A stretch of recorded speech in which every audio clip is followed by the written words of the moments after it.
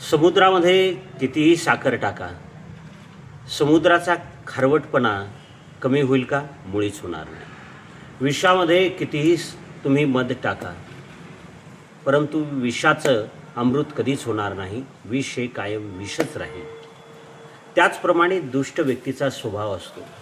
दुष्ट व्यक्तीच्या आपण कितीही संपर्कात आलो, त्याच्यासोबत राहिलो, मात्र त्याचा दुष्टपणा कमी होत नाही.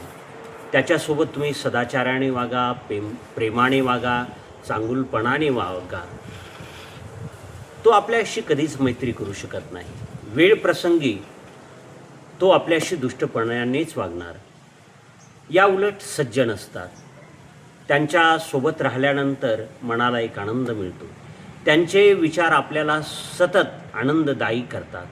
त्यांच्या प्रत्येक कृतीतून, विचारातून आपल्या जीवनाला एक नवी दिशा मिळते. त्यांचा सहवास आपल्याला कायम हवासा वाटतो.